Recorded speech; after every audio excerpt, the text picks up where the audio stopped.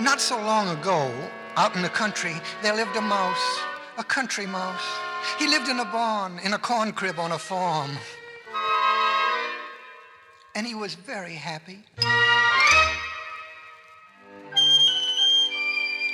Also, upon this same time, in the city, there lived another mouse, a city mouse. He lived in the topmost apartment of the tallest hotel in the butler's pantry. And he was very happy. Also. The country mouse and the city mouse were kin mice, cousins, but they had not seen each other for a very long time, and as the saying goes, out of sight, out of mind. The country mouse was a good farmer mouse, and he loved his work, which it seemed was never done. Already he'd been up since dawn's crack, feeding, slopping, plowing, cooking, weeding. He was tired, and his name was Cyrus.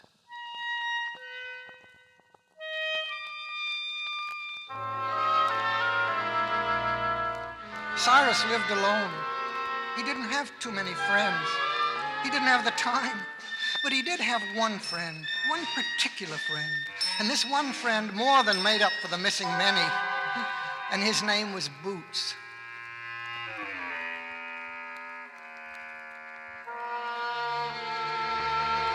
Now Cyrus was finishing his late chores in the sunset, weeding the radish patch back of the barn. He grabbed a strong, quick weed by the throat and pulled. The weed fought back. It had been like this all day. I'm afraid I'll have to call it a day, thought Cyrus. My strength is ebbing. And he let go of the weed. The sun had set. Cyrus gathered his tools and started for the barn. He turned back, though, and couldn't help saying into the darkness, "Weed," he said, "I'll get you in the morning." And he stumbled across the cornfield. And just before he got to the barn, he stopped. Two lights glowed at him in the blackness, yellow and staring and all-seeing. And they were eyes, cat's eyes. Cyrus could hear the loud purring, could picture the sharp claws. "Hi, Boots," he said, for this was his friend, Boots.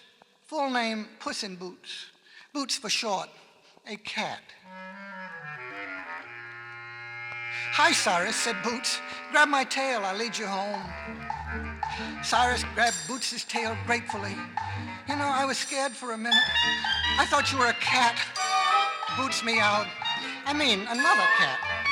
Boots padded softly through the door, in and out of the furrows, and they were home easily and quickly. Supper was on the table. "You're the kindest cat I know," said Cyrus.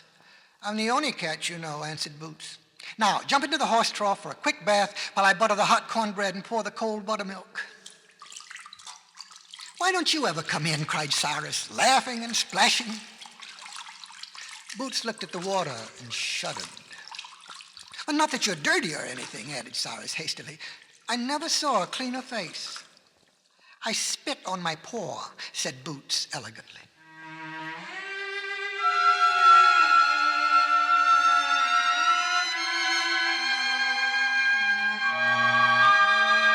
After supper, Cyrus lit his corncob pipe, and Boots took a small nip of catnip. "Tell me again about rat traps," said Cyrus. Cyrus already knew more about rat traps than any mouse in the world because Boots had told him, and Boots was the smartest cat in the world, and all the other mice were deathly afraid of him. "Hey, look at me," said Boots, lying on his back and grinning all over his face. "I'm a Cheshire cat." And he sprang up onto a rafter. Poor Boots, thought Cyrus. All the other cats shun him. I think I have troubles with my one life. He's got 9 to handle. Cyrus smoked and Boots nipped, and soon they both fell to bickering. They bickered every night. They liked to bicker. It was fun because it was friendly bickering. A mouse and a cat. They were supposed to be mortal enemies, so this kind of bickering really was a step forward. Enemies by nature, cronies by choice. They bickered about everything. It didn't matter. They just bickered. And soon the bickering got around to the city. And Cyrus thought of his long-forgotten cousin who lived there and of how he hadn't seen him for some time, and he kept thinking of him, and you know how these things work. And he thought he couldn't stand it one more minute not seeing his cousin, and he couldn't even think of his name. "Invite him down for a weekend," said Boots. "That's what country people do to city people." "But he's so elegant," began Cyrus. "He's also human," said Boots. "Human," cried Cyrus. "Well, you know what I mean," said Boots. "He'll like the change. Entertain him here in a barn?" "Certainly," said Boots. "Have a barn dance." He was now warming to his subject. "And a moonlight hayride and a corn husking, and take him one night for a box supper in the church basement, huh?" "Oh, he's so rich he probably wouldn't be seen dead with a poor church mouse," said Cyrus. Boots was walking up and down the rafters, planning, waving his paws. "You'll fall," Cyrus said. "So," said Boots, and proceeded to do just that, landing unhurt on his feet as usual. "I keep forgetting," Cyrus apologized. Well, they bickered back and forth. But before bedtime, a letter had been dispatched inviting the city mouse to the country for the weekend. The next day, Cyrus was busier than usual, preparing for the city mouse, churning butter, baking pies, mending fences. He made a guest room in the loft with a pine bough bed and a view of the orchard. He was just setting a jar of fresh-picked sweet-sucking straws on the mantel when he thought of Boots and stopped dead in his chores. How could he explain Boots? The city mouse wouldn't possibly understand. Well, he didn't himself, quite. No, Boots must go, hide out. It would be a bitter disappointment. He had been so looking forward to the visit. But he explained to Boots, and after they bickered a while, Boots agreed, reluctantly, to make himself scarce. "I'll just disappear like the Cheshire cat," he said sadly.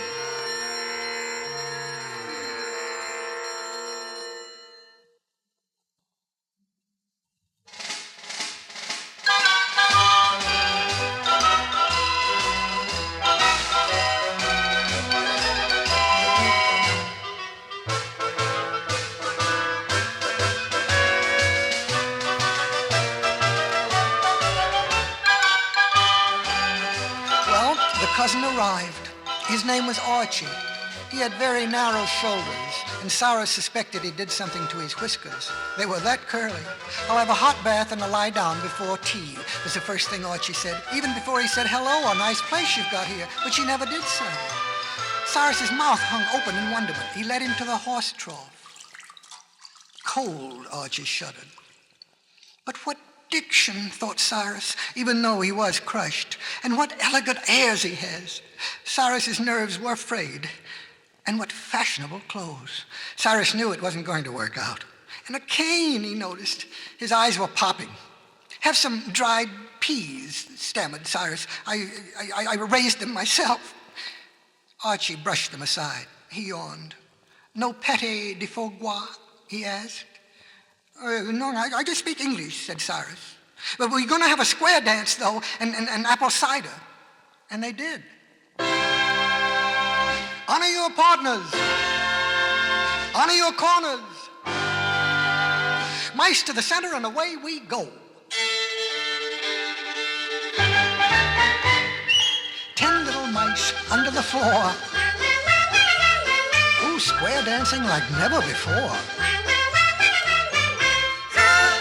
Promenade your partner in calico. And the major partner. Step right up and do-si-do. 10 little mice with a whackety-whack. They sashay up and they sashay back.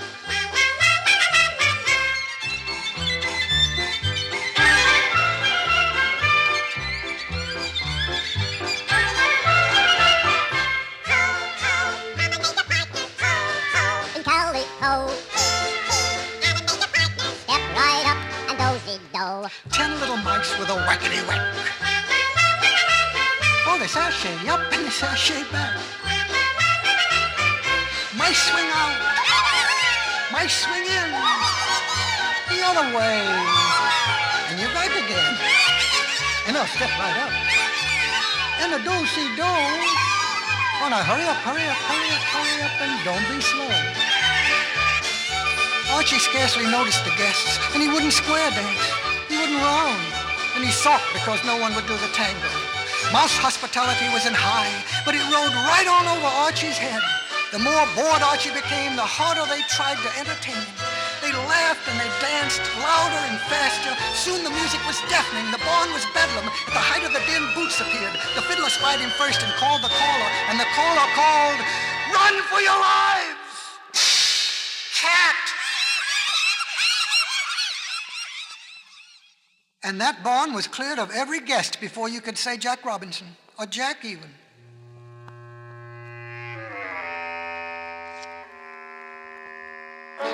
Boots crouched and fixed his gaze on Archie.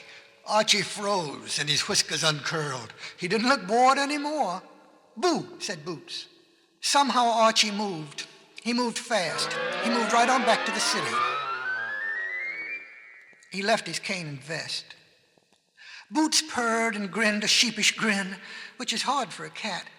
"You've been catnipping," said Cyrus, the beginning of a bicker in his voice. "I nearly mouse-nipped," said Boots, "and I wish I had." Cyrus looked shocked, and Boots apologized. "But did you notice his watch chain? You can't make a silk purse out of a sow's ear, or make a city creature happy in the country, or vice versa," said Boots. "Oh, I don't know," said Cyrus. "I think I like the city."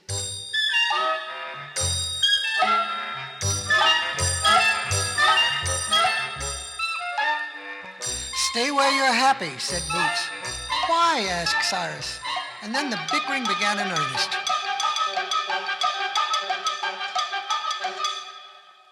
Before he went to bed that night, while Boots was catnapping, Cyrus tried on his cousin's fancy vest, and he tiptoed up and down the floorboards, swinging his cane. Boots watched him through half-closed eyes. Finally, Cyrus crawled into the hay. He dreamed he was a fancy city mouse, smack in the middle of the city, and Boots knew, though he didn't say anything, that Cyrus would never be happy until he had tried on the city for size. Any night now, Boots figured, Cyrus would slip out while he was catnapping. As a cat, he could understand Cyrus's feeling of curiosity. Well, I only hope Cousin Archie isn't too surprised. And that night, he did slip out, that is. And Archie was surprised, that is.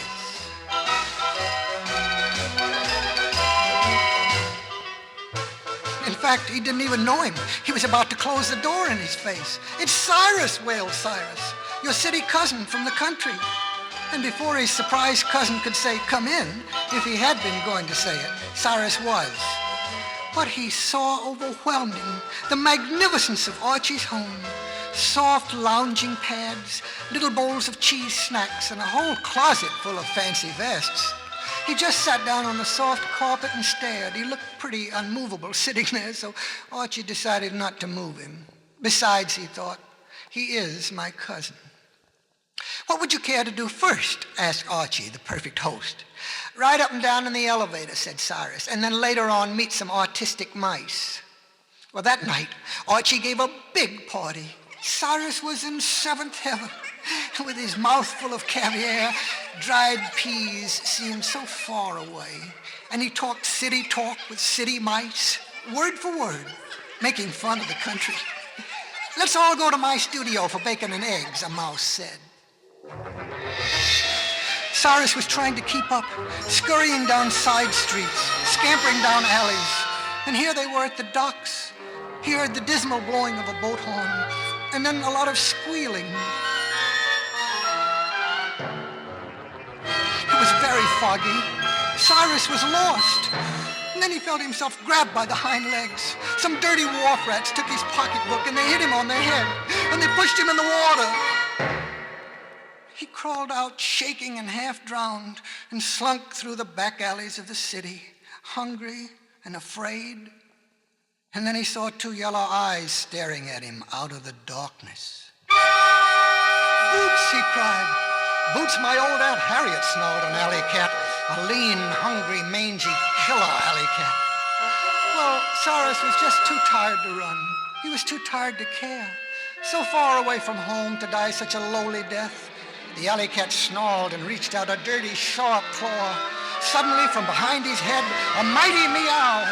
And he saw the look of utter terror on the alley cat's face. And then the alley cat fled for his very life. Slowly, Cyrus turned around. Boo, said Boots. Well, Cyrus didn't say anything, not for quite a while, and then, too much city living, he said. I've come to lead you home. Cyrus sighed. I don't have to be led, he said. I want to come home. Some creatures don't know when they're well off, said Boots. I do, said Cyrus. Oh, I do. A leopard can't change his spots, Boots tried again. You're absolutely right, said Cyrus. Boots stopped and turned around. Aren't we even going to bicker, he asked disgustedly. I'm sorry, said Cyrus. I guess I'm just pooped. Here, grab my tail, said Boots. We'll be home in a jiffy.